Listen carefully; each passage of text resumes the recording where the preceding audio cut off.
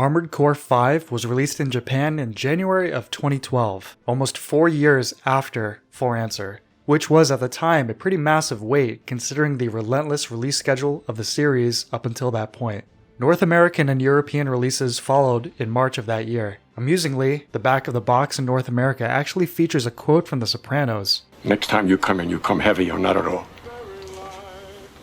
It was published by Bandai Namco in all regions outside of Japan, and was an early part of the ongoing collaboration between them and From Software. Between these two releases, both Demon's Souls and Dark Souls were released, and subsequently redirected From Software's trajectory in terms of both popularity and critical acclaim. Armored Core 5 is again another major shakeup for the series, going much further than the AC4 generation did in terms of redefining the minute-to-minute gameplay and overall aesthetic. AC5 and Verdict Day were directed by Naoyuki Takahashi, and are the only games that he has directed so far.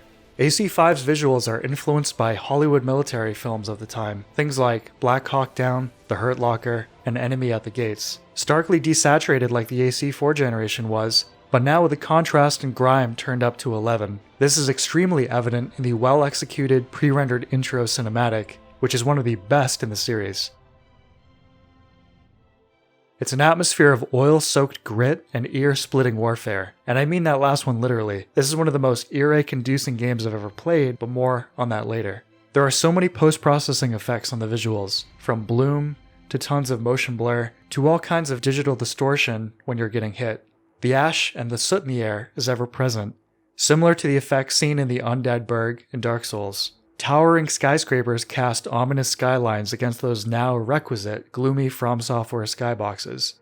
The world in this generation of Armored Core is one of perpetual, active war. Fighter planes and bombs exploding overhead are a near constant. The ACs are in their smallest iterations yet in this game, but I think the general scope of this one gels better with this particular aspect. The sense of scale has been all over the place in this series, but I think the AC5 gen has the best balance of feeling like you're in control of a big, powerful mech, while still having reasonable indoor passages to move through occasionally. Outside of their scale, however, I felt that the AC designs in this generation are the weakest in the series.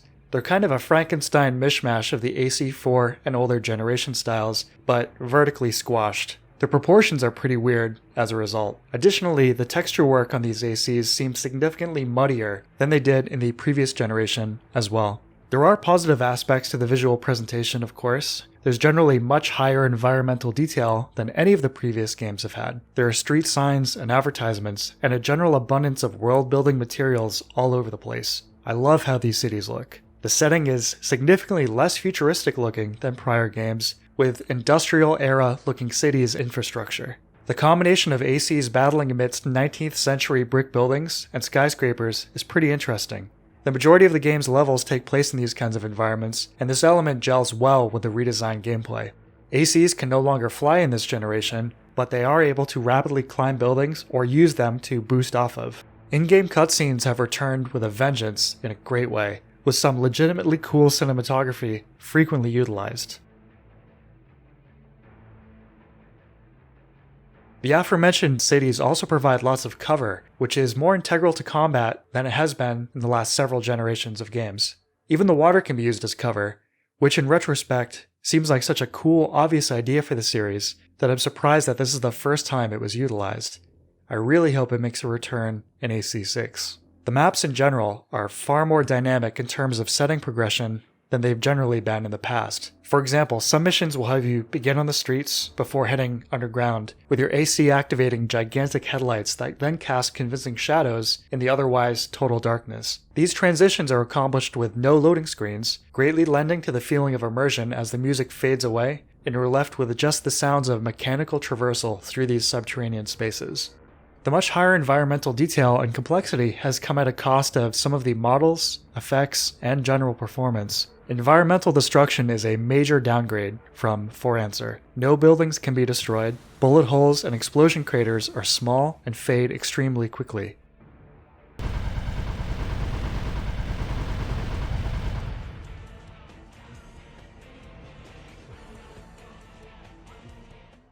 There are lots of smaller destructible objects, but they are not satisfying because of poor sound design and animation. Mid-air destruction animations are pretty cool though, with helicopters maintaining their forward velocity and crashing out of control, versus just dropping like a rock while exploding, like in previous games. There's a lot to cover with the gameplay changes, so let me just focus on the big ones. As mentioned earlier, there's no flying in this generation. You're able to slowly glide downwards via however high you can jump or climb, but aerial combat has been de-emphasized. This is probably the single biggest mix-up, but the boosting off of buildings you're able to perform negates this a little bit. Boosting is basically the default method of movement, but to be fair, it basically always was in these games unless you were inexperienced at managing your energy. Here it's been streamlined to the extent that you can basically have it enabled at all times. One interesting design decision is that your regular boost has to be engaged before overboosting, which basically just boils down to having to press one button before the other. Maybe this feeds into the mech fantasy of operating a cockpit with a million buttons, I don't know. Energy management is more of a factor again, with the return of red zones and corresponding slower recovery speeds if you dip into them. Switching to scan mode causes energy to refill slightly faster. Scan mode is another major addition that replaces the radar systems of the past and provides you with in-depth info about nearby enemies, which can be useful, but you're unable to actually fire your weapons while using this, meaning that you'll be constantly shifting between the two modes, which can get annoying. There are also recon units which you can use in tandem with scan mode to ID enemies around corners or even behind cover. The addition of scan mode does potentially elevate the skill ceiling a little bit. Given that energy does recover faster while using it, you could potentially be toggling it on and off every moment you're not actively firing a weapon in order to regenerate energy just that little bit faster. The movement tech in this and in Verdict Day generally feel good, with lots of little bits of satisfying granularity in operating the AC. The heads-up displays have gone through major redesigns, with combat mode placing a gigantic reticule in the middle of your screen that conveys AP, energy, and ammo counts. Scan mode looks somewhat similar to the PS1 and 2 generations, but with way more information on screen. I think that these are both done somewhat poorly, especially considering with how busy the actual in-game visuals already are. The high contrast, the multitude of post-processing effects, poor frame rates on original hardware, and these heads-up displays culminate in a visual experience that is frequently extremely busy, and sometimes straight up hard to discern. The in-game menu, fortunately, offers a granular transparency setting for the HUD. The other huge change, and the most controversial one, is the incorporation of a rock, paper, scissors system with damage types and defense. Weapon damage and defense now comes in 3 flavors: kinetic, thermal, and chemical. While scanning enemies, you can see their resistances to each type. If the weapon you're currently using is doing less than the corresponding defense variable, it's calculated as ineffective and will do much less damage. This becomes more and more of an issue as the game goes on, and really hurts build variety and experimentation. One of the main appeals of Armored Core as a series is coming up with a build that really fits with your playstyle and making it work by emphasizing its strengths and then attempting to negate its weaknesses. I'm of the opinion that any game's approach to weapon design should be a matter of them functioning differently on a mechanical level, not an arbitrary numerical one. Let me give you some examples. Choosing between spraying and praying with a machine gun versus utilizing a sniper rifle and having to wait to take the perfect shot. Or using powerful grenades and having to eat a big ammo bill at the end of the mission versus using laser-based weaponry and getting your shots for free, but then having to add an additional layer of energy management into your encounters. That makes for interesting gameplay. Things having practical differences, not just numerical ones. This damage type system encourages you to either consistently run a jack-of-all-trades, master-of-none type build, or alternatively, to constantly be switching your loadout at the garage stations available in each mission. That's another new addition. There are certain spots in missions where you can pay to have your mobile garage show up if you want to change parts or just recover AP and ammo. One massive oversight with this is that unlike the regular garage you have access to between missions, you're not able to load a complete saved loadout or build. This means manually switching out the parts one by one, which, if you're familiar with AC, means that a heavier gun may necessitate bigger legs, which then necessitates a bigger generator, and so on. Part of the reason this has been incorporated is the much longer length of your average story mission compared to past games. These are long with multiple parts and have checkpoints. If you die in a mission, you can choose to respawn at these, although in another example of oversight, the default option is to quit back to the map screen, so be careful. Respawning totally refills your ammo and AP, which means that this can also be exploited if you don't care about your mission ranking. Additionally, in either a glaring oversight or a straight up middle finger to the player, this will potentially respawn you directly into the line of fire. The equipment menus overall are very unintuitive, but not quite as bad as the ones found in AC4. To get back on a more positive track for a second, some weapons do now feature those aforementioned practical differences I was talking about a few minutes ago. This includes the sniper cannon, which has you locked down in place like the old days, but now switches to a first-person perspective. Laser rifles can also be charged up for greater damage while the trigger is held down. It feels really good to have that additional layer of interactivity with the weapons. One truly questionable bit of game design is that the tops of some of those climbable buildings I mentioned earlier are actually outside the allowable areas in the mission zones, meaning that if you climb too high, you'll fail the mission. Now, why in the world would you limit the player like that? You can't fly in this game, so your maximum accessible height is dictated either by your jump height with your build or the structures that the designers placed in the level. If they're worried about players cheesing their encounter design, then this just feels like throwing a band-aid on the situation. I can't understate how frustrating this ended up being in multiple missions. The campaign of AC5 is basically split into two parts: story missions and order missions. The story missions are long, feature cutscenes, have more dynamic challenges, and have near constant chatter from your support team. But that alone won't win wars. You're quite rude, you know. I get that a lot. This isn't a bad idea, but the execution of it is pretty bad. Some of the delivery is legitimately good, it's more so the feeling of the translation rendering things awkwardly in English sometimes. Your support team is pretty chatty too. The intention was seemingly to create a feeling of teamwork and camaraderie, but given that your character is totally silent, and generally referred to in the third person in these conversations, you end up with a feeling of listening into somebody else's conversation. Looks like you've got them all. Good job. Haven't lost your touch. That's a relief. You almost got me killed. I hope you're prepared to make it up to me. Let's go down. We won't have to stay long. You never change, do you? Always so serious.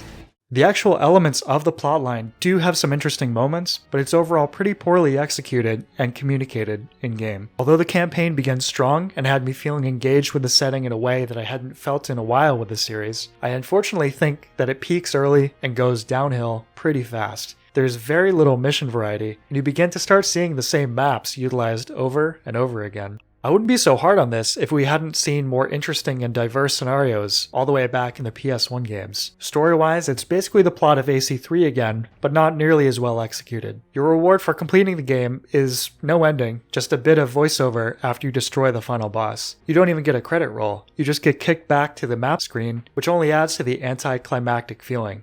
The order missions that make up the rest of the content in the game are really brief and are sometimes 1v1 AC fights. Basically arena matches. The rest of the time, they are brief little missions like those found in AC4. The sheer quantity of the order missions available to you, combined with the amount of areas they take place in, give you a lot of freedom for the kind of content, or at least the setting, in which you want to play. One highlight of the English dub is found in one of those AC battles. The earth, though ravaged, its children still yet fight. I shall release you from this mortal coil. Peace in the world. That's Vanessa Marshall, aka Olga Gerlukovich from Metal Gear Solid 2. A prolific voice actor in video games and cartoons, she's apparently a go-to for campy Russian accents. Unfortunately, the AI for these battles is uniformly pretty bad and easily exploitable.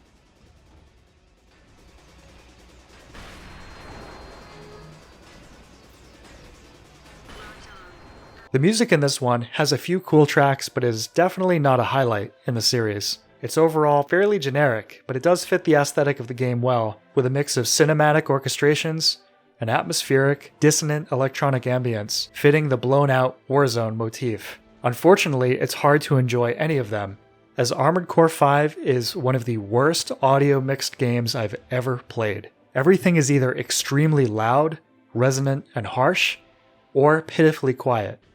Like in the case of basically any environmental destruction. The game is loaded with sound effects, seemingly designed to create ear fatigue. Playing AC5 at any reasonable volume for an extended amount of time can be painful. If you think I'm being hyperbolic, listen for yourself.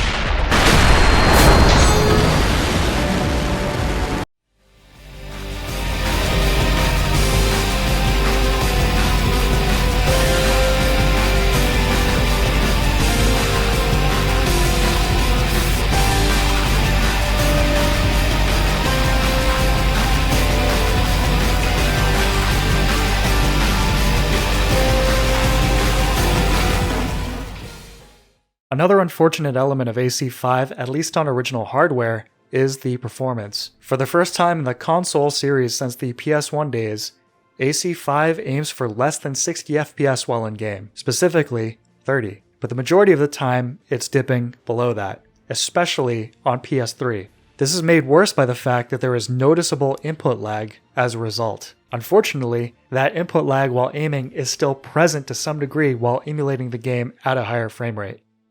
One big element that must be mentioned is that Armored Core 5 was designed with a large focus on multiplayer functionality. Every mission in the game supports co-op play, and before the servers went down, you had the ability to join clans and fight over territory. Like most games, I imagine this whole thing would be much more fun if you were playing with friends and creating builds that could cover each other's weaknesses. But as those servers are long gone, I can only report to you on the single-player experience. And overall, I would rank Armored Core 5 towards the bottom of the series. It does have some genuinely cool and fresh ideas, but they're outnumbered by too many bad ones, and a generally abrasive audio presentation. I would not recommend it unless you're really crazy about the series.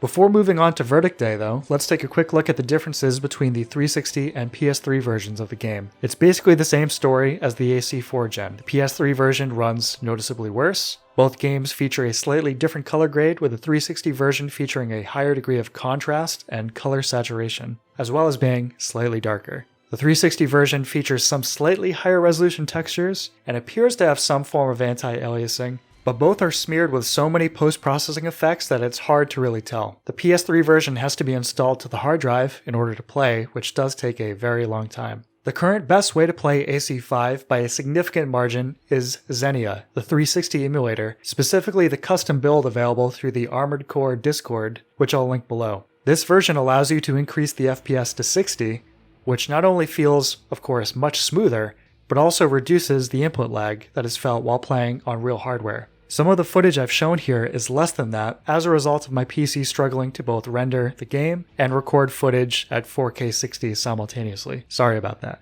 Xenia also offers the ability to increase the internal render resolution, which makes the game look much cleaner, but doing so breaks the AC's textures. So it's kind of a pick your poison deal. Do you want visible ACs at 720p, or a much cleaner presentation at higher resolutions with pitch black ACs? One thing you'll want to tweak regardless of your choice is fixing the gamma in the Discord build of Xenia. The gamma has been excessively boosted in the config files. You'll want to change this setting in this config file to a value of 2 in order to restore the proper gamma setting. I would then increase the in-game brightness slider a little bit, as the game is too dark by default, but the gamma boost in that pre-configured version is overkill. I could not get RPCS3 to launch the game on my computer at all, either with the official build or the one found in the Armored Core Discord.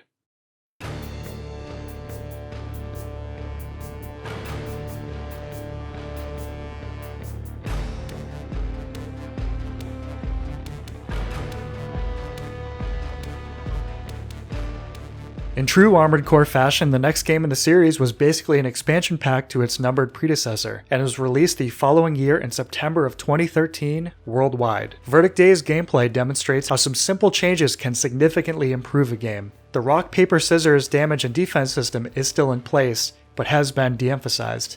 Having the weapon your enemy is weak to is more of a reward instead of a necessity. This restores a large degree of freedom and player expression in terms of builds. The story missions are much shorter than they were in AC5, back to basically the series standards, meaning that even if you do come up against something that your build is struggling against, it's not a big deal to go refit your AC and try again. Mid-mission checkpoints, mid-mission garages, and any corresponding cheesing your way through the game have also been eliminated as a result. Verdict Day features much more variety in locations and visuals as well. Relatively speaking, of course. Most of the maps in the game return to the For Answer style of big open battlefields with plenty of places to take cover. It maintains AC5's visual style, but the art direction is less busy and more quickly comprehensible at a glance. I do lament the loss of the moody, towering metropolises from the previous game, and some of the atmospheric and immersive moments within them, but it's a fair trade, I think, for the greater diversity of settings within Verdict Day. The game structurally is basically the same as before. Multiple missions taking place across the globe, offered to you simultaneously, with new story missions being unlocked after completing several of the optional ones. The biggest addition to Verdict Day are the UNAC ACs. AI building returns with a vengeance from Silent Line and Formula Front. The complexity available here may initially make your head spin, but the programming allows for extremely specific commands and operation. Building a UNAC as a co-op partner was a lot of fun, and they can accompany you on every mission in the game. You can double down on your build strengths, or in my case provide things like sniper coverage, or maybe a high AP tank build to draw fire while you race around, destroying your opponents while they're distracted. The whole system may be slightly at odds with developments in the game's plotline, and as a result I was expecting a little bit of a twist with this at the end, but that, for better or for worse, never came. Still, I really enjoyed this element of the game. One even soloed a mission for me. Other times I would die before the mission was completed, and would watch in tension and excitement as my UNAC completed the mission without me.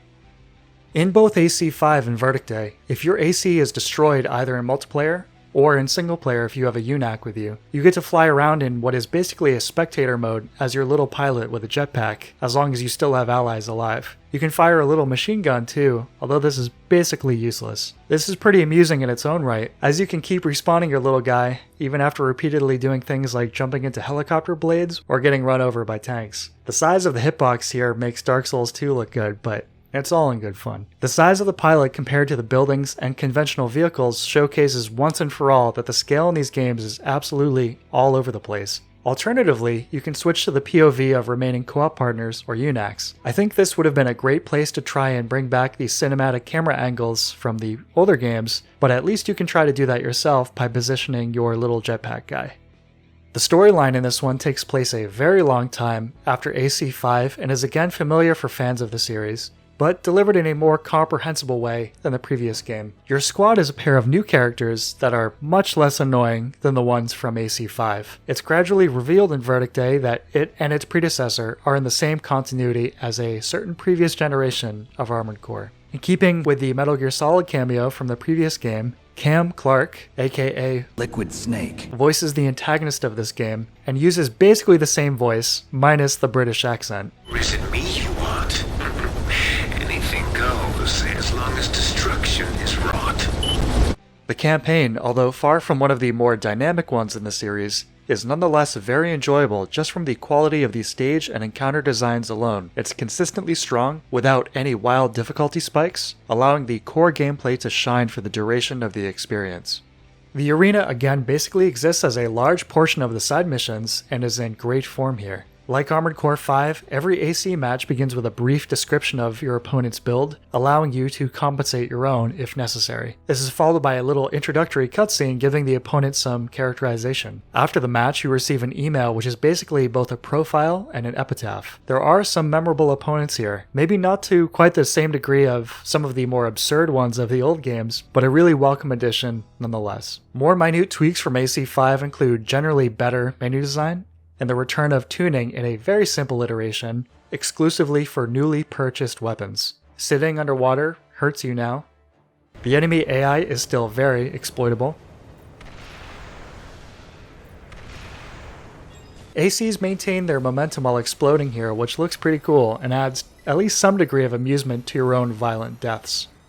There are fortunately far fewer vertical out-of-bounds zones, but another related issue is the minimal warning you get before failing a mission with the horizontal parameter. You do get warned, but it feels like another meter will immediately fail the mission. I failed several because I would do quick dodges right out of the map. The music in this one is very much in the same style of AC5, but more memorable.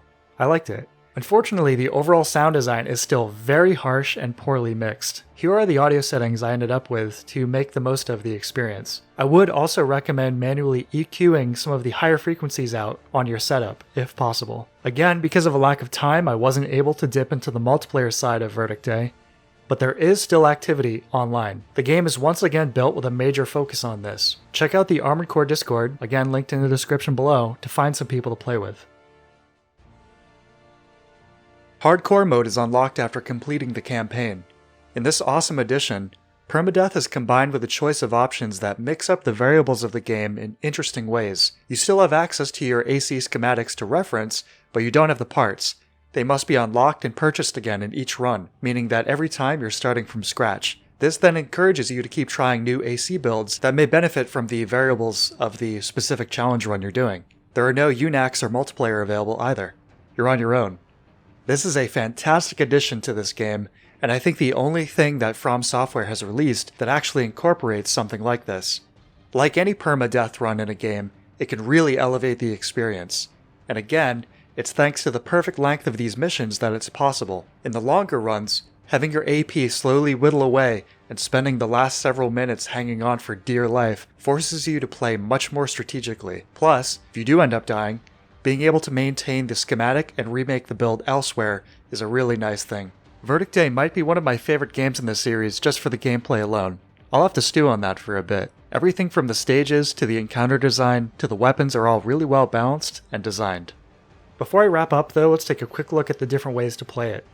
It's the same story on original hardware. 360 version, better color grade, better contrast, slightly higher resolution textures. Both aim for 30 FPS, 360 mostly maintains that, PS3 frequently does not. The PS3 version can't even hold 30 FPS in the garage. I'm losing my balls over here! The 360 version easily takes the cake for visuals, but like the last 3 games is maybe slightly too dark on default settings. Like AC5, Verdict Day needs to be installed first on the PS3, which does take a while. Xenia is again a no-brainer if you're trying to just check out the single-player experience.